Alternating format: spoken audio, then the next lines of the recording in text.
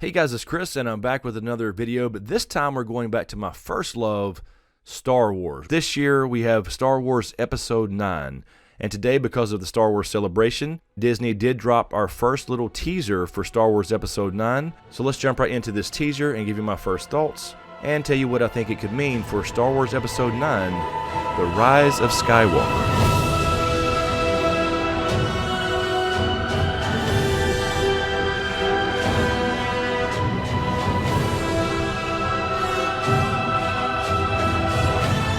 Alright, so let's talk about Star Wars Episode 9, The Rise of Skywalker. But first, really quickly, let me thank my newest Patreons. Thank you to Call Me Daddy. Thank you to Fractured Empiricist, Jonathan Balst, Ragin' Cajun, Sanglemore, and thank you as well to LC Manny for the upgrade, and Robin Landry for the upgrade as well. I really appreciate the support. You guys on Patreon literally keep this channel going. So anyway, let's jump into this teaser, and it opens up with heavy breathing, and of course this is Rey, where she is going on a jog apparently. Now I'm not sure if this is Jakku or Tatooine, or it could be another random planet, we have no idea. But Luke starts his little voiceover here, which is really exciting. Hopefully they fix Luke this time. And I will say really quickly before we jump in completely, I did read a few articles about JJ Abrams kind of finally coming around to the idea that The Last Jedi was not so great, and it's really hard for him to follow that up and try to fix some of these things. But I actually think after seeing this teaser that he may try to do just that. So anyway, we have Rey here just kind of randomly running, and it makes me think that some kind of training exercise, perhaps Luke is a Force ghost here and is guiding her as far as continuing her training, since she really never got much training at all in The Last Jedi.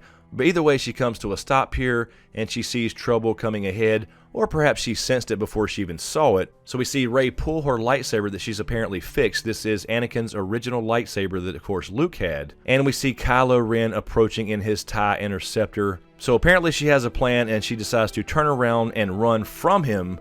But then we see this awesome, magnificent shot of her leaping, her Force leaping into the air to either just avoid him altogether, or maybe just cut the damn ship in half as it flies by underneath her.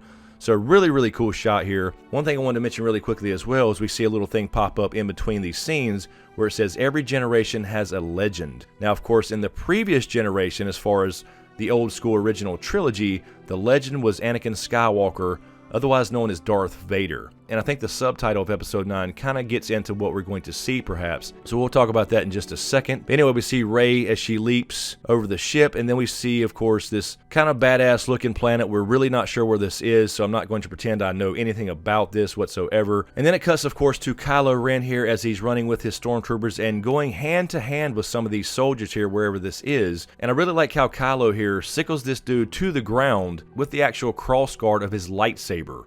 So that didn't feel real good. That was just a bad idea of rushing a guy with a fucking lightsaber. And then we switch over to a scene where we see someone with hairy hands here, not Kylo himself, welding his helmet back together. Now what these last two scenes tell me is that Kylo has now fully embraced the dark side. He is mad as hell about how all this went down in the last episode, and he is likely now fully embraced the dark side, and I certainly hope they don't redeem him in any way as far as some redemption path. I do worry about that a bit because these do kind of rhyme with the original trilogy, and of course we had the Darth Vader redemption arc, but I don't think they need to do that with Kylo Ren, because again, this is about the Skywalker lineage, and of course Kylo is a Skywalker, so you don't have to have Rey necessarily be one if JJ Abrams decides to keep with what Kylo told her in the last episode, that her parents were nobody and she is just nothing.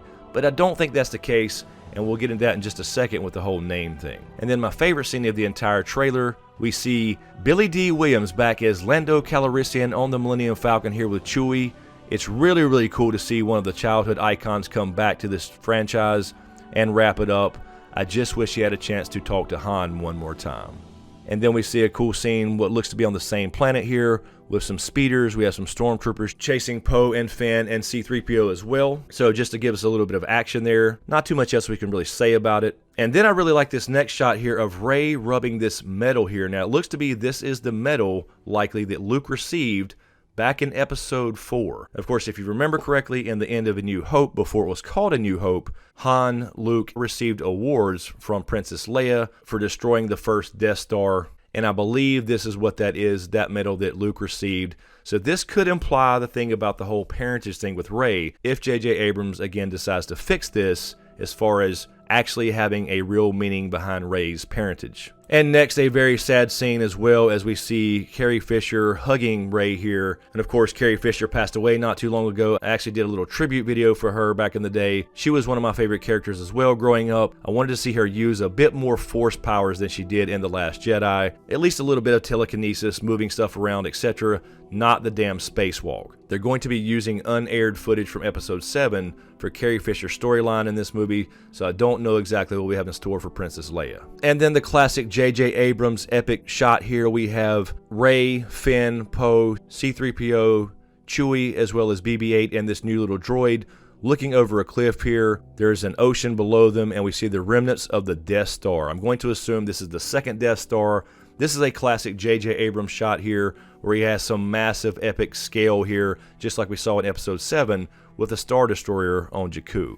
But what's really cool here is Luke finishes up his little monologue where he says, "You're never really alone," implying that he will be some type of Force ghost, or perhaps JJ can kind of fix that where he didn't actually die. We'll see. But then, of course, the big shocker, we hear the laugh of the Emperor, as in Emperor Palpatine. Darth Sidious.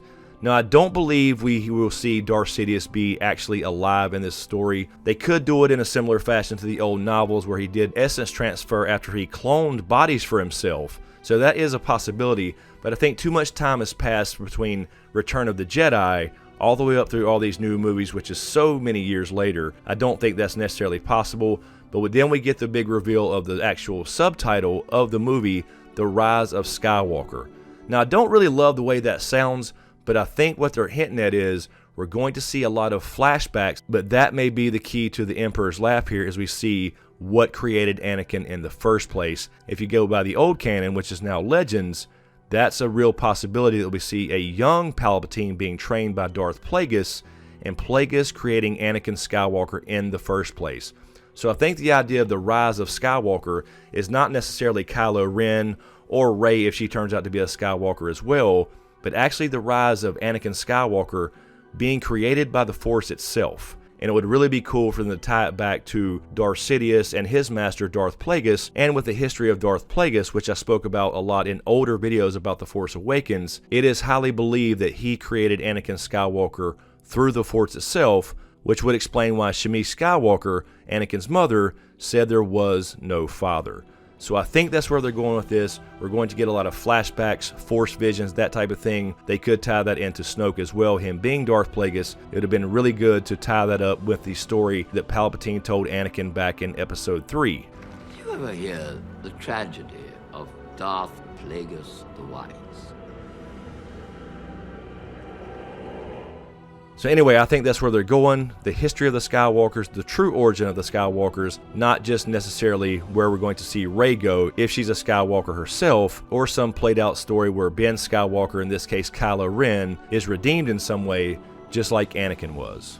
So anyway guys, that's my thoughts on Star Wars The Rise of Skywalker Episode 9, the first little teaser trailer, which drops again in December of this year. And if you're interested, by the way, I have some older videos, actually some of the first videos I did, on the history of the Sith and the origin of the Sith, as well as the origin and history of the Jedi itself. Those are some of the oldest videos on this channel, but I will link those in the description below for anybody interested. If you take a look at those, it may give you some insight as to why I think it's important for storytelling and just being a fan of Star Wars itself, of why they need to tie in the Sith and Jedi history here, and not just go in a completely different direction like Rian Johnson did in The Last Jedi. Anyway guys, let me know what you think in the comments below. As usual, thank you for all the support, especially to you guys on Patreon, and a huge shout out to my executive Patreon SmokeScreen producers, and to everyone on YouTube as well. And if you dig what I do here, please give these videos a like, comment, and share. And of course, be sure to subscribe to get everything, and click that notification bell so you're notified when I drop a new video. And of course, we will see you Sunday, 10:30 Eastern Standard Time,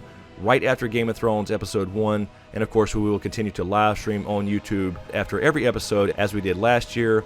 And then we'll live stream again on Twitch as well on Tuesdays. So anyway guys, see you Sunday for Game of Thrones. Thanks for watching, and we'll see you next time.